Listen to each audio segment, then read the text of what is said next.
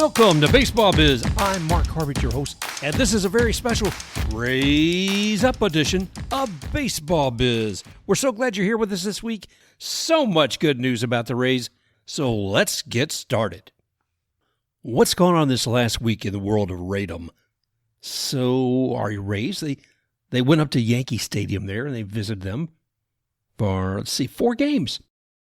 We won game 1, then we lost games 2 and 3. And that was starting to hurt because I don't want to lose to the Yankees. But then we came back with game 4 and we celebrated with a draw.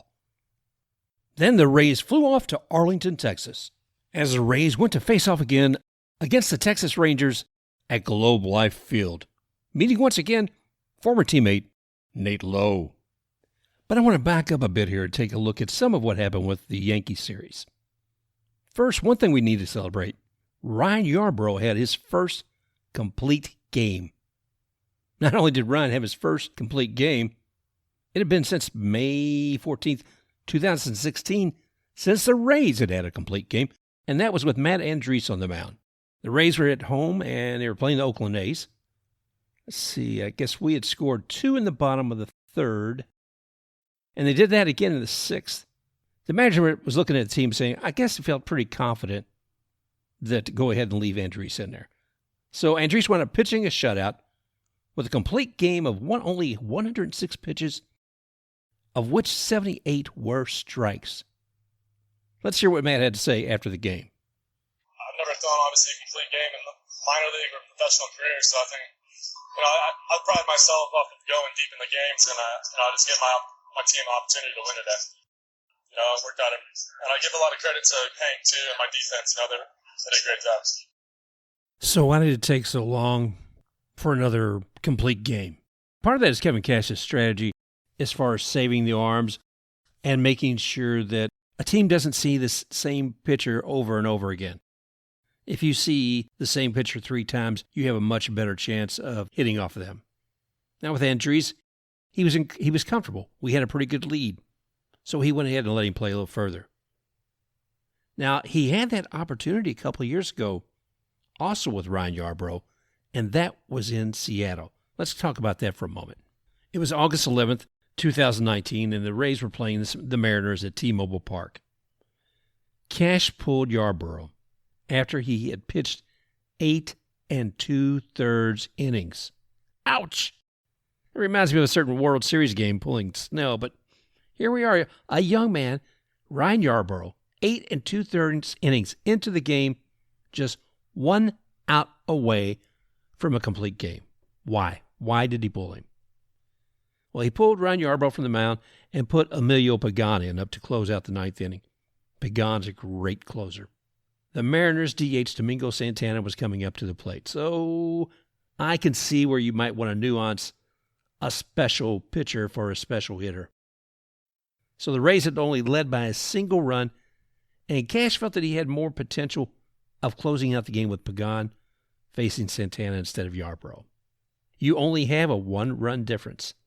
This is from Mark Tompkins in an article he wrote at the time. Quote, and he felt the best way to do that, speaking of Cash, all sentimentality and emotions be damned, was to take out the soft-tossing lefty Yarbrough because the better matchup was to have righty reliever Emilio Pagan face right-handed Seattle slugger Domingo Santana. End quote. Here's what Kevin Cash had to say about that. Well, first of all, he had an unbelievable game. Our defense played well behind him, but he was just dominating. The thought process simply in that inning was we knew Santana was coming up third, liked the better matchup with Pagan. Very difficult decision, obviously, given what Yarbs provided for us, but felt like that was the best to give us the best chance to win. Let's take a look at part of that quote. Cash said, very difficult decision, obviously, given what Yarbs provided for us. So obviously, he had some compassion for Yarbrough having done so much in that game for the team. He went on to say, but felt like that was the best to give us the best chance to win. And that's the truth of the matter. If you look at this game as a business, you've got to take sometimes the analytical approach that doesn't make the best feel-good experience necessarily for one of the players, but definitely puts another W in the win column. So it's hard for me to really criticize Cash for what he did back in 2019 in pulling Yarbs. But I was certainly glad to see that he did allow Yarbrough to go ahead and pitch a complete game the other day. So it was, the June 3rd game. They're facing the Yankees at Yankee Stadium. 4th game in the series. And the indomitable Gerrit Cole takes the mound with his 178 ERA. And the Yankees and Rays, Ryan Yarbrough had a 4.28 ERA, faces off the Yankee batters. So what happens? Yarbrough takes the mound. Cash and the coaches have been asking him how he feels after each inning. So as we get later in the game, he keeps asking Yarbrough, how you doing? Hey, how's it going? The 8th inning comes and no one is warming up the bullpen. That's always a good sign. Well, maybe I'll still be in the game. So Yarbrough feels the confidence and is grounded the mound in the 9th. Brett Phillips catches the ball for the 3rd and final out in the 9th and tosses it into the stands. Oh, gosh. That had to be crazy because a complete game, you'd probably want that final ball, the one that was caught, that final out, to be in the hands of Brett, not necessarily a fan from Brett Phillips, but in the hands of Ryan Yarbrough. He said they did give him the game ball. Some question, did you really get the real game ball? I think he was just happy to have completed a complete game, and a win for the Rays, and a win against Gerrit Cole. Boom. There you go, Yankees. So the Rays left New York with a mixed bag. Win 2, lose 2. And now off to the Rangers. Heading out to Arlington to Globe Life Field. Well, once again, they'll face also Joey Gallo and an old teammate, Nate Lowe. But what's going to happen? We're looking here, and if we look back, because, let's see, was it about mid-April? Mid-April when the Rangers came to the Trop, and they pretty much served our lunch right back to us, because what happened is that they took we had played 4 games against them, and they took 3 of the 4 games. That hurt. That hurt a lot. So that leaves a bit of a stigma. I was anxious about, going out there and playing them. I didn't know what was going to come. But they made it interesting once again. The good news is we won 2 of the 3 games that we were there. We started out, and let's see, with the first game, how did that work out? We lost the first game of the series, and that's never a good sign. But after that, we wound up winning games 2 and 3. But I got to tell you, one, it was hard to watch again, thinking back to mid-April, and game 3 was especially hard to watch. I'm looking at this game, and the Rangers scored early. They maintained a 1-zip lead against the Rays. There were several opportunities where Rays could have scored. They didn't. Joey Wendell seemed to be having a little difficulty that day, which is unusual for him. Nothing terrible, but a little hesitation on one thing and how I played another ball, but things that you don't expect to see with Joey, but that are natural with any other human being or baseball player. So I hope everything's going well there. In the 7th inning of this game, we're still suffering. It is a Rangers 1-zip game. We got to do something, and we got to do it quick. 7th inning, the Rays ended with 2 Rays on base and no runs still. So that was the 7th inning. Oh, my gosh. It was interesting, because there were some exciting defensive moves going on with the team. And let's see, in the 5th inning, there was this diving catch by Brandon Lau. He was out there right just shortly behind first base, and he had to zip over, lean up, and go across the grass, catching a line drive by Joey Gallo. It was just short of being a grounder at that point, or at least an in-base hit. So that was exciting. At Kiermaier, I know everybody has mixed feelings about him, but I'll tell you, my feelings abound in joy, especially when you look at the sort of performance he gave at the Rangers. Got a man on third. I think it was 2 outs. Kiermaier's out there in the outfield, and one of the Rangers hits the ball way out there. It looks like it's going to go past the wall, but no, it's not. Kiermaier's over the warning track. He lifts up, and boom, yes, he catches the ball, and Keener Falefa does not get a run. Nobody comes in, no RBI, and thank you very much into the 7th inning. We're still behind 1-0. Could have been worse. Enter the 8th inning. But at this point in the 8th inning, we had bases loaded. There was 3 men on base, and up comes Yandy Diaz. And, man, I've got so much hope for Yandy. Yandy is a very effective player. He wears pitchers out. When they come up to pitch, they better be ready to go ahead and pitch 10 times to him. I mean, that's probably a little bit of an exaggeration, but he does wear them out. And he gets on base, probably more than a lot of folks. So there we are, 3 men on base. Yandy Diaz is up. He's got a 3-2 count. And that patience of Yandy pays off. Another ball comes across the plate. He does not swing, and bam, that forces the walk. That comes a walk-in run. Brandon Lau goes across the plate, courtesy of a walk from Yandy Diaz. Oh, that was good. In that same inning, too, our newcomer and young man who's proven himself time and time again is Tyler Walls. Everybody's saying Wander Franco, and I was too, but Tyler Walls is more than proving himself. And let's see, this time at bat, he's at a 1-2 count. He hits the ball low to center field and makes it an unbelievable double and 2 RBIs, getting Rosarina and Brassel to come right across the plate. And when you saw where that ball hit, you would never, ever have thought that Taylor Walls would be heading to second. But he did, and man, that was a boost of positivity for every Ray and every fan watching the game. Now, here we are. We're at the bottom of the 8th. The Rays have just brought in 3 runs. Lau's walked in. RBIs with Rosarina and Brassel coming in off of Walls. And now there's been walks on both sides. I don't know what's going to come. So here we are. The Rays are back up at the top of the 9th. We'll just skip over the Rangers at the bottom of the 8th because they didn't do anything, okay? But here we are at top of the 9th.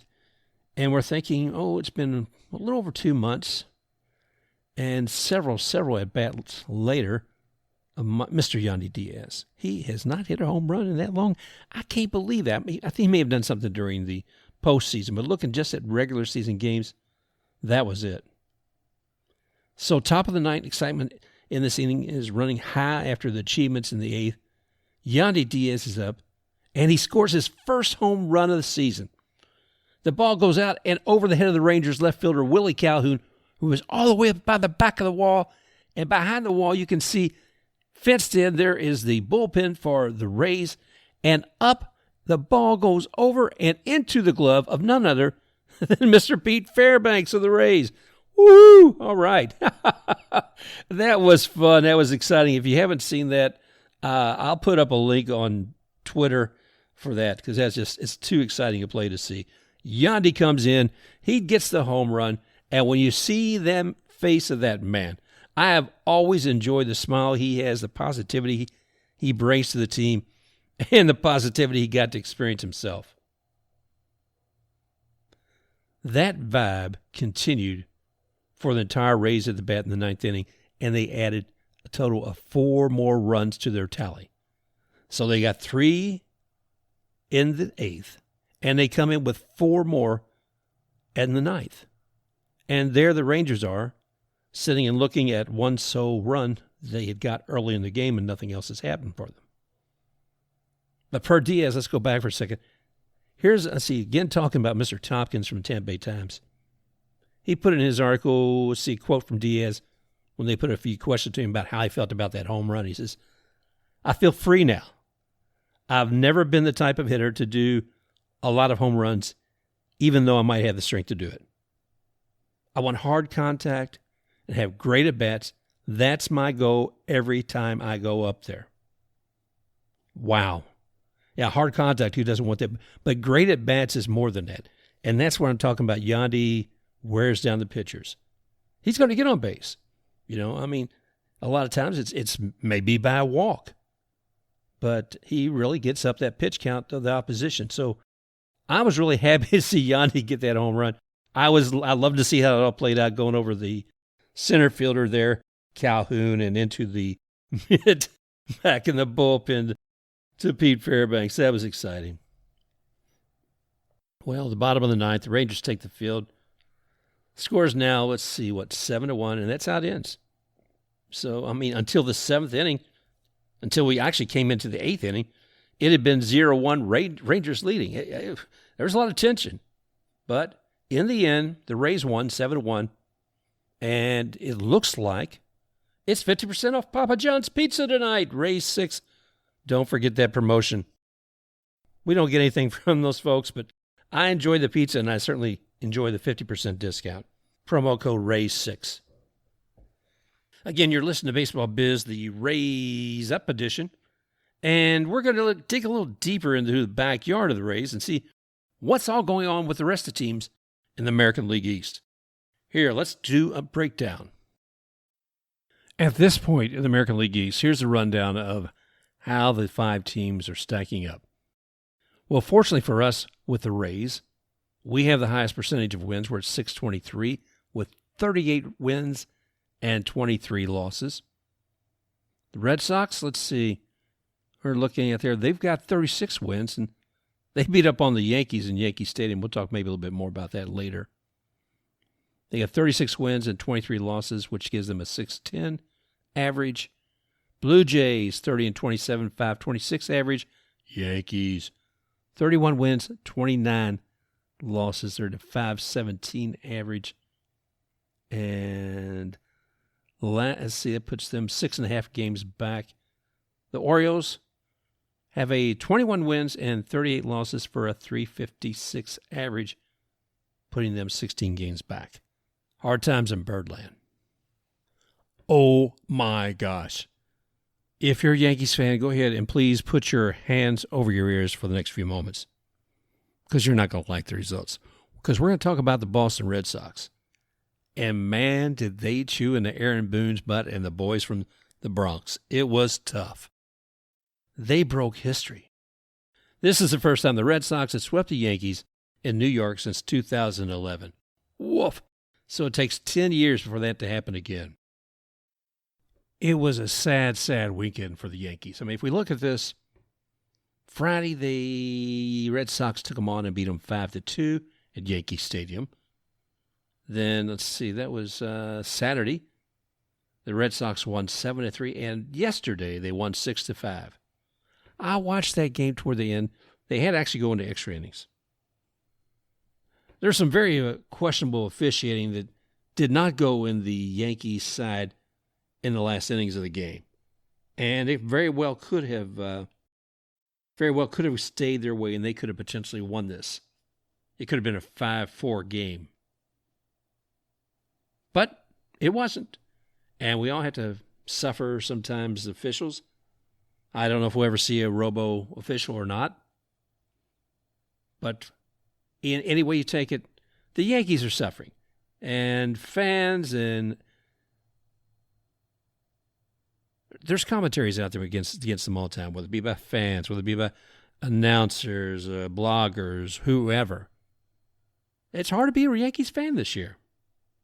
And I never had sympathy for the Yankees fans, but it's coming real close. And to continue to look at what's going on with the Red Sox right now, they got a game today here on Monday with the Marlins, and that's actually going to be in Boston. Then in Boston, they've got 3 games with the Astros, and then 4 with the Blue Jays, also in Boston, taking them all the way through next Monday. Now, you probably heard Brandon and I talking about this before, talking about the Astros being the turd in the AL East punch bowl, or pool. So I'm not sure. It'll be interesting to see how this Astros-Red Sox, it will be interesting to see how this Astros and Red Sox series goes over the next few days. And see if they put a dent in what the Red Sox have achieved recently. And the following games with the Blue Jays, who knows? They've been doing some bang-up work. And Vlad Jr. continues to surprise. Well, he doesn't continue to surprise. Vlad Jr. continues to be knocking the home runs, and the effectiveness of the Jays is huge. Some people were ready to write them off early on this season. Don't ever write off the Blue Jays. They're a great team. And let's talk about the Blue Jays briefly. They've got a strong young team. You've got Simeons, they've got Bo Bichette, they got Vlad Jr., and I'm not going to go down the whole list, but it's been interesting watching because, yeah, they've been playing in Tech Data Park in Dunedin, Florida, where one of their minor league teams normally plays. That was recently measured as the second most friendly home run park. So that was interesting, second only to Camden Yard. And now recently the Blue Jays have moved to Buffalo up there at Salinger Field. And it'll be interesting to see if the impact of changing that home field makes any difference for them whatsoever. I'm curious to see if they wound up going back and being able to play in Canada at Rogers Stadium. There's some things going on with the NHL today, and the NHL may be allowing some future games up there. Let's see. I don't know. Okay, well, that's it with the Blue Jays. And Orioles, well, and the Orioles had a good winning week this week. I mean, let's see. They went against the Twins, came up there to Camden, and they had a 3-game series, of which the Orioles took 2 of those. Then the Cleveland team, they came up there, and they lost 2 out of 3 to the Orioles. So all in all, there's 2 series that the Orioles walked away with wins. They'll be facing the Mets, and then after that, they'll be coming up and visiting the Rays. So that'll be interesting. Then they play the Cleveland again for 4 more games. I think they'll be stacking up some wins here shortly. That gives you kind of an idea of the overall AL East. And I think one of the biggest surprises is how much the Yankees are suffering. It gets to be, are they just a home run team? If there's not the availability to be able to make a home run, what happens? Saw some real sloppy fielding the other day against Boston. And something you wouldn't expect to see in T-League almost. I mean, it was pitiful. Like 3 guys just, who's on first? Looked like a Three Stooges act out there the other day. And while they did get some bad calls at the plate the other day, I think that they've still got to sharpen up, and I don't know what it's going to take. As far as them doing some base running, I don't think there's any of that. So if you don't hit a home run and you get to a single, if you don't have the capability or you're not willing to steal a base, you're losing a lot of opportunities for runs. So let's keep an eye on the Yankees, and when Brandon comes back next week, we'll dig a little deeper into that. So taking a look again here at the upcoming homestand for the Rays, there's going to be 5 games they're going to be playing. Let's see. The first 2 games are going to be with the Nationals. And if we take a look at the Nationals, let's see. They're number 5 in the NL East, 1 game behind the Marlins. They're 7 games behind first. Their record thus far this year, the Nationals are 24 wins, 32 losses with a winning average of .429. It hurts. This was a World Series champion a couple of years ago. Then we play the Orioles after playing 2 games with the Nationals. They're also a 5th place team, and they are 5th in the AL East. They're 16 games back. Their record thus far is 21 wins and 38 losses. That puts them at .356 average. So you're saying, oh, well, 5 games, 5 wins. No. Don't ever take any team for granted. Every team has ups and down days. And I think we'll have a strong homestand.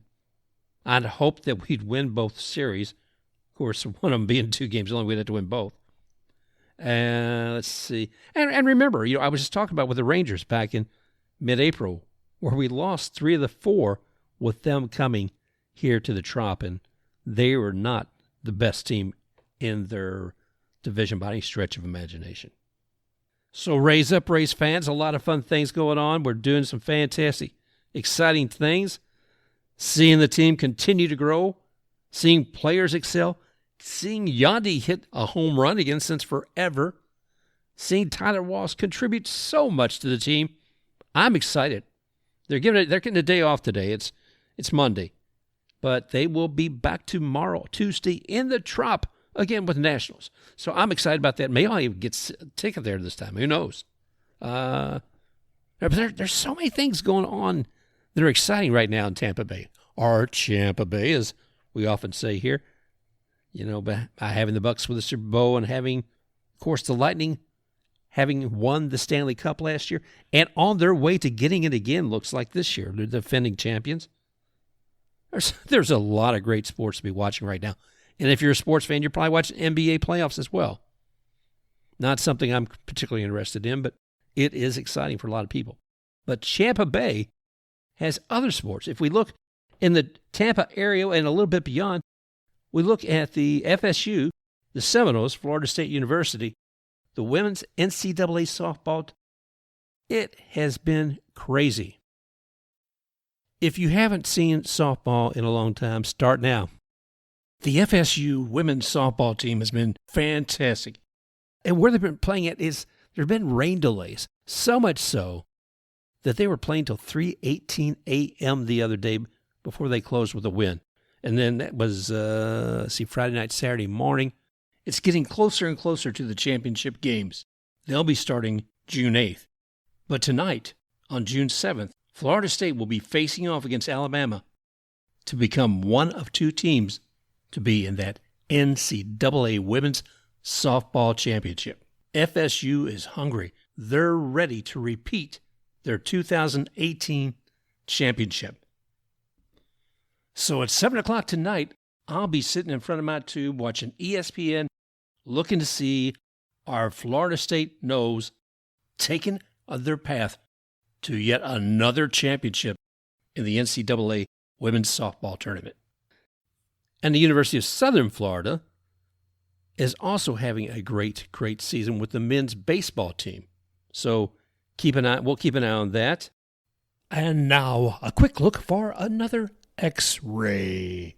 Willy Adames, let's talk about an X-ray. I was happy to see the other day, even though he's with the Brewers, I saw that when one of the players, the Brewers, had hit a home run, and Willy was there to greet him. Willy, came out of the dugout, high-fived him, and had a ritual there. But Willy had so much positive energy that he brought to the team, especially in the dugout as people were coming in from batting a ball in, home run, whatever. I'm happy to see him doing there. I always see somebody that you like on your own team. You want to see them thrive. So I'm happy to see that about Willy. Well, that's it for this week's Raise Up Baseball Biz. We're so glad you all were joining us here today. Brandon will be back next week, I hope. And if not, we'll be doing auditions here soon because I'll be going on vacation as well. Hope all of you are having a great day, enjoying baseball. And just remember, there's a lot going on if you live in Tampa, too. You've got, of course, the Lightning. You've got what's happening with the USF men's baseball. And, of course, FSU with the Noles, the women in the softball tournament, NCAA. So keep your eyes on that. Enjoy it. And we'll be talking with you again real soon. Music provided by Scott Holmes. Stomps and claps.